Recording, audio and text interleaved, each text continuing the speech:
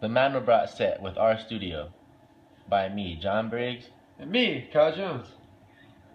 What is the Mandelbrot Set? The Mandelbrot Set is one of the most fascinating and most famous of fractals. The Mandelbrot Set is based on fractional geometry where all the points are connected. It is a set of complex numbers in a sequence for which the sequence does not approach infinity. This set is closely related to the Julia set, which has similarly complex shapes. The Mandelbrot set is obtained from the quadratic reoccurrence equation z sub n plus 1 equals z sub n squared plus c. Who is Mandelbrot? Benoit Mandelbrot is a famous French and American mathematician who is recognized for his contribution to the field of fractional geometry. He even coined the term fractal. He spent most of his career in both the United States and France, having a dual France and American citizenship.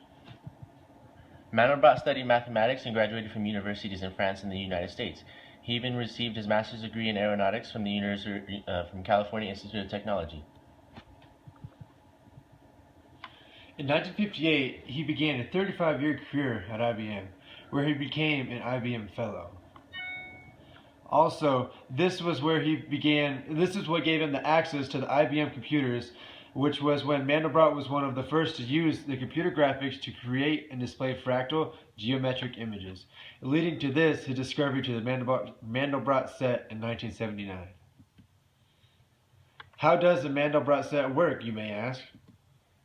The Mandelbrot set is a set of complex numbers z for which the sequence is defined by the iteration z sub n plus 1 equals z sub n squared plus c, while n equals 0, 1, and 2. You may ask, what's so special about the particular iteration, and why do we use complex numbers instead of real ones? In a sense, the formula is very simple compared to the other equations, such as the linear formula, which would give rise to a much simpler and quite uninteresting picture. Installing ggplot. Because ggplot2 isn't part of the standard distribution of R, you have to download the package from CRAN and install it.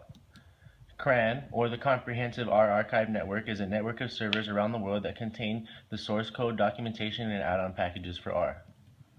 Here is how to install a package for the first time with the install package function to load the package on the start of each R session with the library function. To install the ggplot package, use the following: install packages ggplot2, and then to load it, use the following: library ggplot2. So now we'll take you into our code. This loads the ggplot2 package that adds multifaceted graphic functions. This is the max number of iterations allowed by the program and is used in the line 21 during a while loop while n is less than max iterations.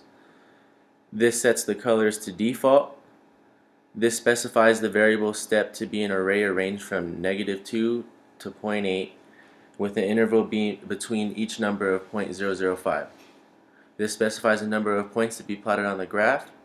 This is a for loop for A in the step sequence. This is a for loop for B in the step sequence plus 6. This is setting X, Y, and Z distribution parameters. This starts the while loop for the quadratic reoccurrence equation. These are the equations to create the Mandelbrot set.